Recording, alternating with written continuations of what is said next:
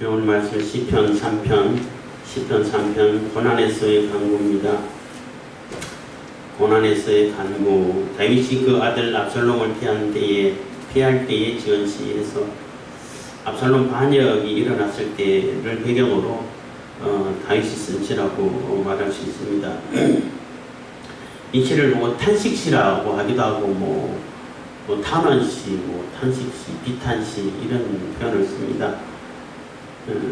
하나님 앞에 자신의 억울함을 간절히 호소하고 또 원수들을 이렇게 하나님께서 제압해 주셔서 다시 구원의 복을 받는, 회복되는, 그래서 사람들에게 하나님이 보호하심으로 인해서 구원은 하나님께 있다는 것을 보여주는 그러한 그 교훈을 가져오는 그런 시라고 말할 수 있는데,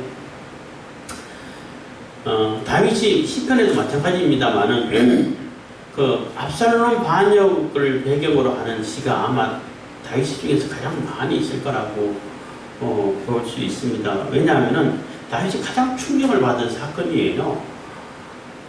제가 언젠가 말씀드렸습니다만은 다윗이 바세바 사건이 일어나고 바세바 우리아 사건이 일어나고 그 이후로 또 물론 이제 나단에 의해서 지적을 받아가지고 회개하긴 했지만은 굉장히 자괴감을 느끼고 있었던 것 같아요. 자괴감을 느끼고 또 무력해지고 또 이게 아주 이렇게 뛰어난 통찰력이라든지 아주 날카로운 판단력이라든지 이런 것이 다 이렇게 무뎌지고 좀 감정적으로 치우치고 또 뭐 심지어는 직무유기 정도까지 가지 않았을까 이런 생각을 하게 돼요. 그렇기 때문에 압살롬이 반역을 준비하는 것도 전혀 눈치 못했고 반역을 준비할 때 백성들을 속일 때 백성들이 속아 넘어갔다는 것 자체도 다윗이 왕으로서의 역할을 잘 이렇게 했다라면은 그렇게 쉽게 속아 넘어갔을까 이런 생각도 해보게 되죠.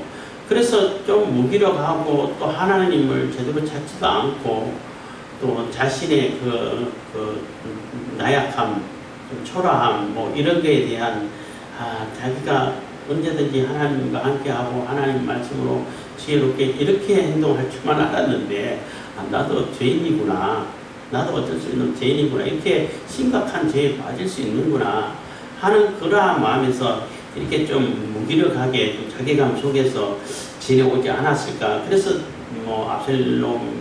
암논과 압살롬 그런 갈등이 일어나고 죽이고 도망가고 또 돌아오고 이런 모든 과정에서 조금 이렇게 현명하지 못한, 조금 이렇게 뭐라 그럴까, 이렇게 깔끔하지 못하다 해야 되나요? 아주 이렇게 정의로운 판단하지 못하는, 정의롭게 아들이 그러니까 공과 사를 분명하게 구분해가지고 처분할 건 처분하고 용서할 건 용서하고 이렇게 가야 되는데 그 구분을 하지 못해서 그냥 우유부단해지는 그 판단을 이렇게 명확하게 하지 못하고 확실하게 못하는 이러한 모습을 보여왔다고 볼 수 있습니다. 그리고 그러다가 이제 압살롬 반역이 터지고, 압살롬은 오래전부터 준비를 했지만은 다윗 입장에서는 갑자기 터진 일이란 말이에요. 갑자기 터졌기 때문에 제대로 준비도 못하고 심지어는 신발도 못 신고 쫓겨나가 도망가는 그러한 다급한 상황이었기 때문에 다윗 입장에서는 굉장히 이게 충격적이고 정신 차릴 수밖에 없고, 그때서야 하나님을 찾게 되고 하나님 이거 살려주세요, 하나님이 법입니다 하고 하나님께로 다시 적극적으로 나아갈 수 있는 그러한 계기가 됐다라고 볼 수 있는 것입니다.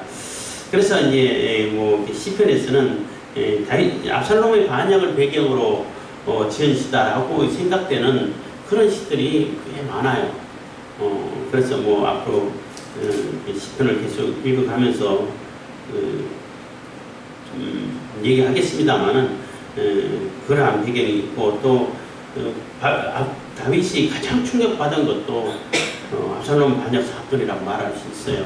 다른 거는 그래도 어느 정도 예상을 하고 각오를 하고 준비를 하고 그렇게 이렇게 당하다 보니까 별로 그것도 큰 상처이긴 하지만 그렇게 덜 충격적이었는데, 그 압살롬 반역에 비하면은 압살롬 자기 아들이 그리고 성경을 읽다 보면은 다윗이 압살롬을 가장 이렇게 아꼈던 아들인 것 같아요.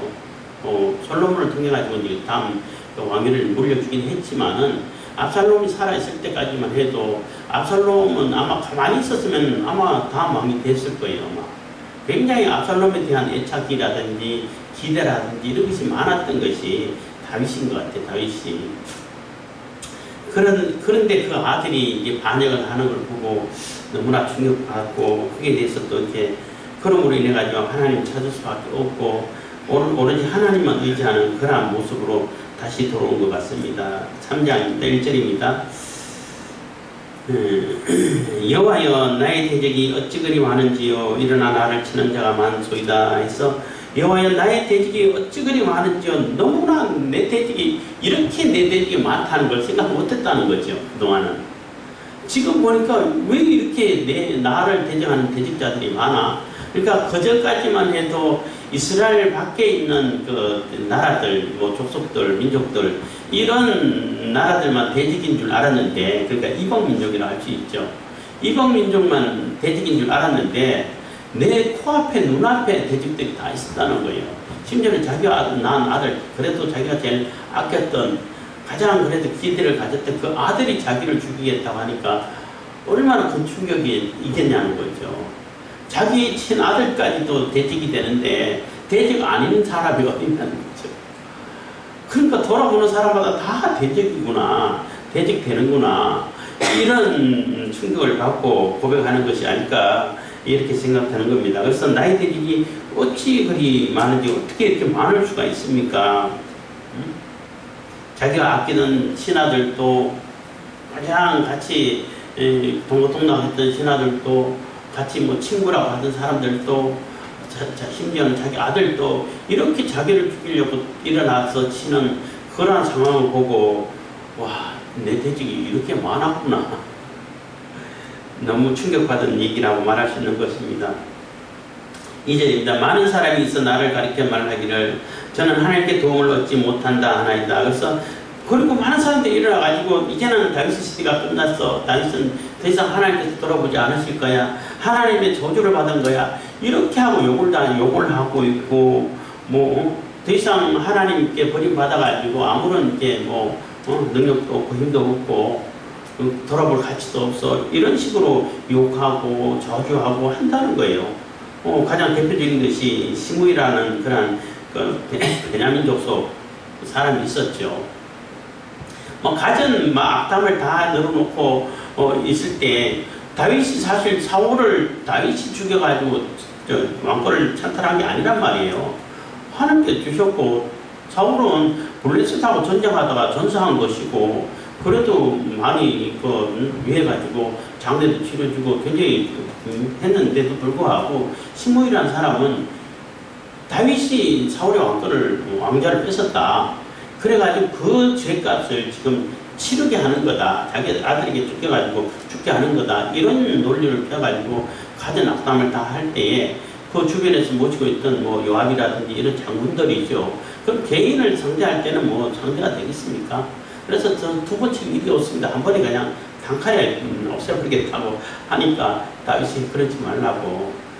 제가 저렇게 나를 욕하고 비판하고 저주하고 그 저주를 들음으로 인해 가지고 하나님께서 혹시 나를 용서해 줄 수도 있지 않냐. 그 저주를 듣는 것이 내가 받아야 할 벌의 대가를, 죄의 대가를 벌의 그 한 부분일 수도 있지 않냐. 그럼 내가 하나님께로부터 받아야 할 그 벌은 감해지지 않냐. 이런 논리예요. 그러니까 살려두라고. 하나님께서 시켜서 하는 것이 있으니까 살려두라고. 아무런 해를 가지 말라고. 이렇게 했던 너그러운 마음을 보이죠. 이 얘기하고는 관계 있는 얘기인지는 모르겠습니다만은 우리가 하나님께로부터 받아야 할 벌도 마찬가지입니다만 여기는 벌을 가지고 얘기했는데 이제 반대로 복을 얘기하면은 자꾸 이제 연관이 돼서 그런데 하나님께로부터 받아야 할 복을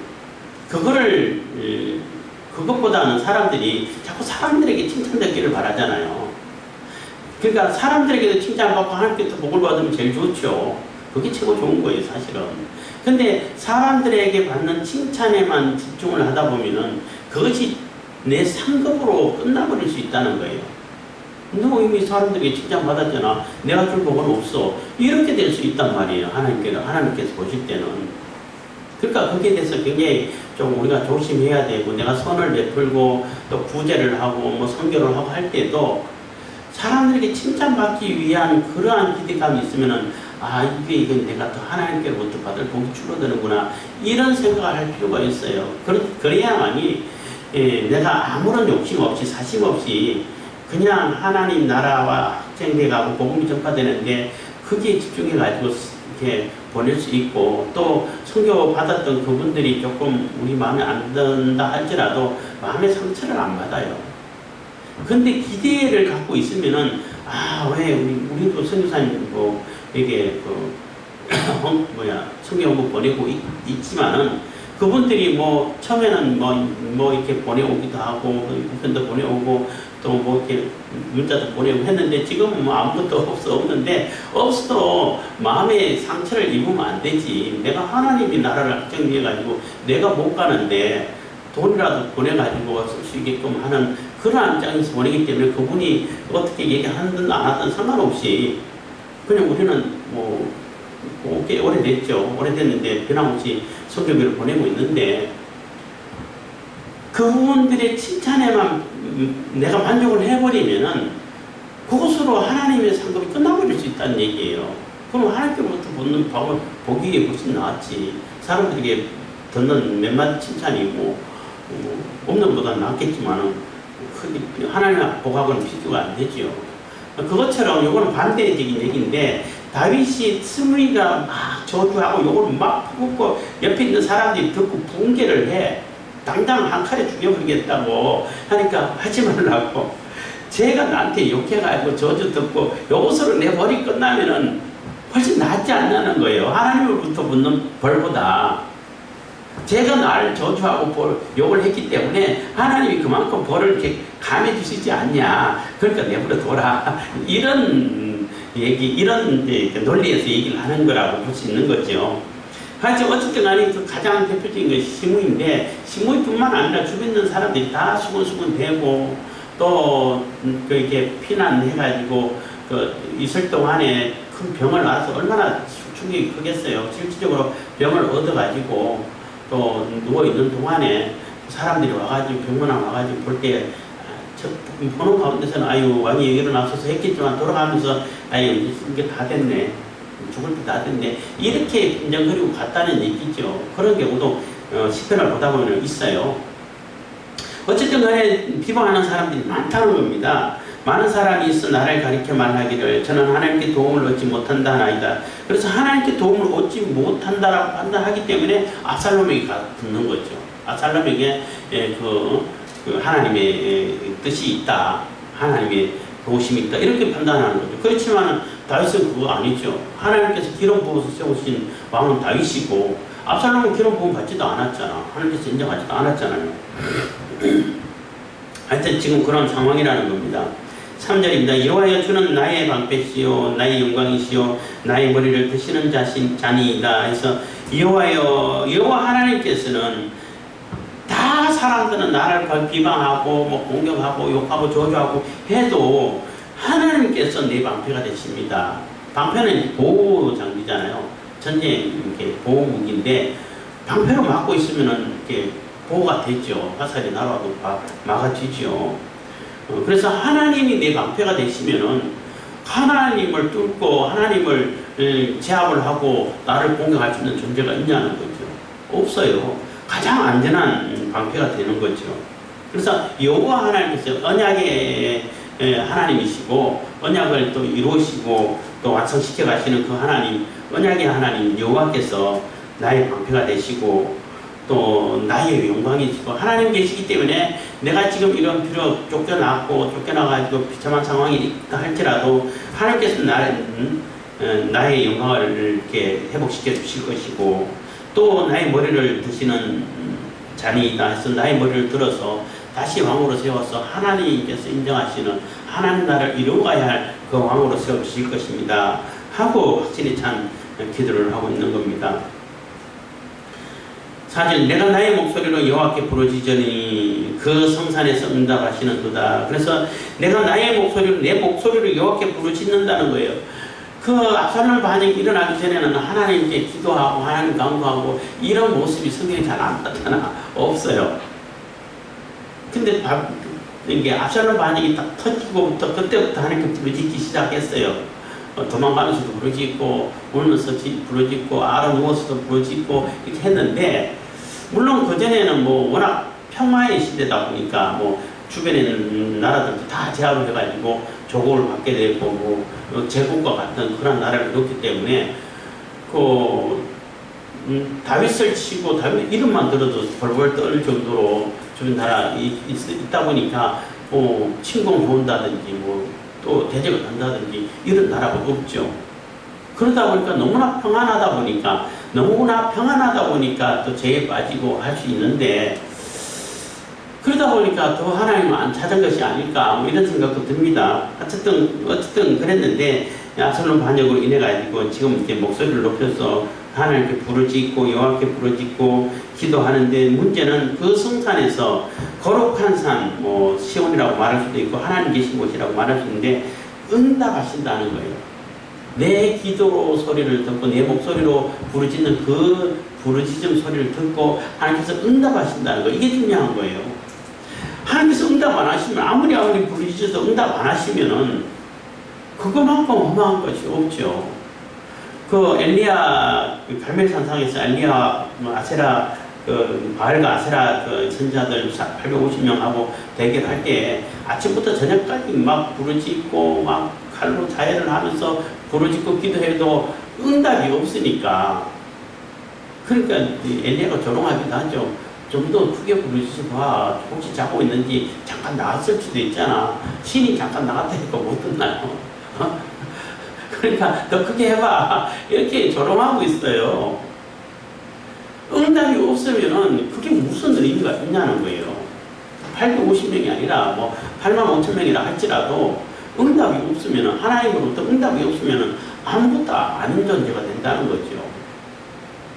근데 하나님께서 응답하신다는 거예요. 지금 내가 쫓겨가고 있고 막 비참하고 초라한 그런 상황이고 아무것도 준비 안 되는 그런 상황이고 하더라도 하나님께서 내 목소리를 듣고 내 부르짖는 소리를 듣고 응답하신다는 거죠. 응답하신다는 겁니다. 그래서 여기 셀라이 있는데 가로 쳐놨습니다만은 음악 보고라고 말할 수 있어요. 연주를 조금 분위기를 바꿔서 조금 소리를 다른 분위기로 다른 연주 방법으로 하라 하는 그런 음악 부은 것 같다라고 추측을 하고 있습니다. 정확한 뜻은 뭐다라고 이렇게 잘 모른다고 그래요. 그래서 분위기가 완전히 바뀌어갈 수 있는, 그래서 많은 사람들이 막 내가 도움을 얻지 못한다 하고 대적하고 이렇게 있지만은 하나님께서 내 방패신데, 하나님께서 나를 보호하시는데, 하나님께서 나의 머리를 들어주시고 내 영광을 나의 영광이 되시는 분이신데, 그분이, 그러니까 대적이 많은가 하고 하나님이 내 보호자시고 방패가 되시는 분하고 영광이 되신 분하고 분위기가 완전히 다른 것처럼 연주도 그렇게 하라는 얘기인 겁니다. 그리고 또 이제 완전히 또 조금 이렇게 분위기를 달리해서 내가 누워 자고 깨었으니 여호와께서 나를 붙드심이로다. 그래서 그러므로 하나님께서 나에게 내 영광이 되시고 방패가 되시고 나를 높이 드시는 분이시고 또 내 목소리를 듣고 응답하시는 분이시기 때문에 내가 무슨 걱정을 하겠냐는 거예요. 내가 뭘 두려워해야겠냐는 거예요. 지금 쫓겨가지고 언제 죽을지 모르는 그런 상황이 있음에도 안전하게 내가 누워서 자고 깨고 할 수 있다는 겁니다. 잠을 잘 수 있다는 거예요. 실질적으로 만약에 이런 상황이라 그러면 불안해서 잠을 못 자죠. 잠을 잠을 이룰 수가 없죠. 근데 잠을 잘 수 있다는 거예요. 그 베드로도 사실 뭐 이제 사도행전에 나옵니다만, 베드로도 그 유대인들에게 잡혀가지고 내일 처형할 거야 하고 오늘 너가 잘 지켰는데 그때 잠자고 있어. 너무나 깊이 자가지고 천사가 깨워도 이게 꿈인지 생인지 분간을 못해. 조금 이해가 안 가는 상황이라고 볼 수 있죠. 내일 죽을 건데 그렇게 깊이 잠들어. 예수님께서 막 풍랑이 일어난데도 거기서 주무셔. 제자들은 불안해가 잠을 못 자는데 그런가고 맨날 비슷하다고 통한다라고 말할 수 있습니다. 그래서 내가 누워 자고 깨었으니 여호와께서 나를 붙드심이로다. 그래서 여호와 하나님께서 나를 붙들어 주시는데 내가 평안히 자고 쉴 수 있다는 것입니다. 그리고 6절 천만인이 나를 둘러치려 하여도 나는 두려워 아니하리이다. 그래서 하나님이 나를 붙들어 주시고 나를 세워주시고 나를 보호해 주시고 나를 일으켜 세워주시고 또 내 기도를 들어주시는 그분인데 천만인이 나를 둘러싼다 한들 그게 무슨 두려움이 되겠냐는 거예요. 하나님이 나를 보호하시고 하나님께서 나를 지켜주시는 분이신데 나를 인정해 주시고 하나님이 내 편에 서서 나를 대신해 싸워주시는데 10,000,000명이 아니라 뭐 1,000,000명이 온다 할때라도 그 사람들이 무슨 의미가 있냐는 거죠. 그러니까 참 대단하다 이제 믿음을 회복한 것 같아요. 그래서 10,000,000인이 나를 둘러치려 하여도 나는 두려워 아니하리이다. 7절 여호와여 일어나소서 나의 하나님이여 나를 구원하소서 주께서 나의 모든 원수의 뺨을 치시며 나의 악인의 일을 꺾으셨나이다. 그래서 여호와여 일어나소서 하는 얘기는 막 막 실행을 해 주십시오. 지금 당장 이제 실천해 주십시오. 일을 하기 위해서는 일어나야 되잖아요. 그래서 일을 이렇게 이 대적들을 다 막아가지고 이 대적들을 다 물리치고 하는 그런 하나님 뜻을 이루어가 하는 뜻을 받들어서 하나님 나라를 세워가는 그 일을 당장 실행해 주십시오 하는 얘기가 되는 거죠. 여호와여 일어나소서 나의 하나님이여 나를 구원하소서 주께서 나의 모든 원수의 뺨을 치시며 그래서 그 원수들의 뺨을 뺨 친다는 얘기는 모욕적인 의미가 들어있어요. 그 원수들을 완전히 수치를 당하게 만들고 모욕하게 하고 또 악인들이 이를 꺾으셨나이다. 이를 이미 맹수들에게서 이가 다 빠져버리면 이 빠지는 호랑이 이런 표현을 쓰잖아요. 우리나라에도. 그러면 큰 위협이 못 돼요. 호랑이라 할지라도 이가 다 빠지고 이가 다 꺾여버렸으면은 그 뭐 위협이 되나요? 위협이 안 돼. 그 날카로운 이가 다 빠져버리면은 뭐 큰 해를 입지도 않아. 그러니까 완전히 힘 다 빠져버리는 그런 상황이 되는 거죠. 그래서 그것처럼 원수들이 이를 다 꺾어버리셨는데 내가 뭘 두려워하겠냐는 거예요. 하나님이 이미 그 원수들에게 모욕을 주고 수치를 당하게 만들어 주시고 또 이를 다 꺾어가지고 그 힘을 다 빼버리고 했는데 더 이상 내가 두려워할 일이 없다는 것입니다.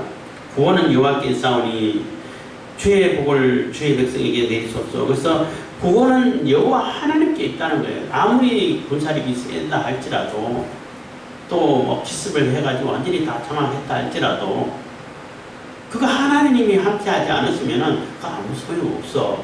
이런 얘기가 되는 거예요. 그래서 하나님께서 여호와 하나님께서 이렇게 구원을 베푸시고 심판하시고 전쟁을 이기게 하시고 또 하나님께서 이렇게 하나님 말씀대로 살지 않으면 또 이렇게 해하기도 하시고 이게 모든 주권은 하나님께 있는 것이지 여호와께 있는 것이지 사람에게 있지 않다는 겁니다. 그리고 이제 구원은 여호와께 있사오니 해서 여호와 하나님 우리 입장에서는 예수님께 그 구원이 있죠. 구원의 권한이 다 있어요. 천부 하나님께서 선자하는 예수님께 예수 그리스도에게 다 이렇게 위임을 하고 맡기셨기 때문에 구원하고 심판하는 권한은 예수님께 있는 예수 그리스도께 있는 겁니다.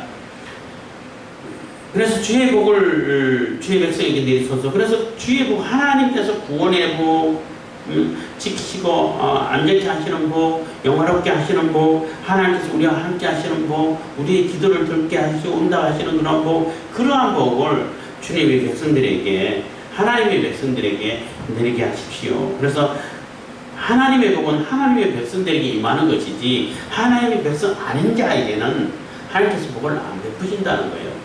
물론 일반 계시 입장에서는 뭐 어떤 공평하게 햇빛을 비춰주시고 비를 내려주시고 물을 얻게 하시고 이렇게 하시지만은 그건 일상생활에 살아가게끔 하기 위한 것이고 그리고 그러하다는 얘기는 그 회개의 기회가 아직 남아있다는 얘기인 거예요. 완전한 심판이 아직 오지 않았다는 얘기가 되는 거죠. 그렇지만 어쨌든 궁극적인 그 복은 하나님의 백성에게 임한다는 것입니다. 그래서 하나님께서 하나님의 백성, 그러니까 반란을 일으켜가지고 자기들이 모든 고난을 다 장악했다, 자기들이 세상이다 하고 그 동조하는, 압살롬에게 동조하는 그러한 백성이 아니라 하나님께서 세우신 다윗을 대적해가지고 다윗을 추격하고 쫓아오고 그 없애려고 하는 그러한 백성이 아니, 그 세력을 따르는 그 백성이 아니라 하나님께서 세우신, 기름 부어서 세우신 다윗을 중심으로, 메시아를 중심으로 따르는 그 백성이 하나님의 백성이라는 거예요. 그 백성에게 복을 내리십시오 하고 기도를 하고 있다는 것입니다. 그래서 뭐 3편은 아침 제사 때 주로 이렇게 낭독하는 시라고 말할 수 있는데, 조금 이렇게 압살롬의 반역이 일어났을 때 조금 전체적인 그런 상황에서 쓴 시 같은 느낌이 들어요.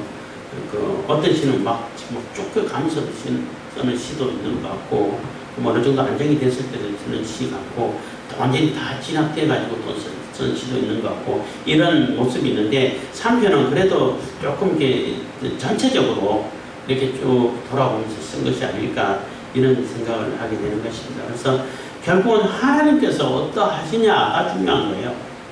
하나님께서 우리에게 어떤 복을 베푸시느냐, 또 우리에게 어떻게 응답하시느냐, 우리를 어떻게 보호하시냐, 이게 중요한 것이지, 세상 사람의 권력들이 얼마나 크고 세상들의 세력이 얼마나 세고 이게 중요한 게 아니라는 거예요. 아무리 커도 하나님이 보호하시면 보호가 되는 것이고, 아무리 약해도 하나님께서 보호하지 않으시면 그 약한 존재에게도 우리가 당할 수 있는 것이고 하기 때문에 하나님이 어떠하시냐가 매우 가장 중요하다는 겁니다. 그래서 우리가 하나님을 적극적으로 의지하고 하나님께 나아가고 기도하고, 그리고 늘 말씀드립니다만 우리가 평안하고 아무 일 없고 무슨 특별한 일이 없을 때가 가장 사실 평안하고 하나님께 복이 있는 기간이에요. 사실은 그럴 때일수록 더 하나님을 찾고, 그러니까 평안하고 특별한 일이 없으니까 하나님께 집중할 수 있는 훨씬 시간이 많고 기회가 되죠.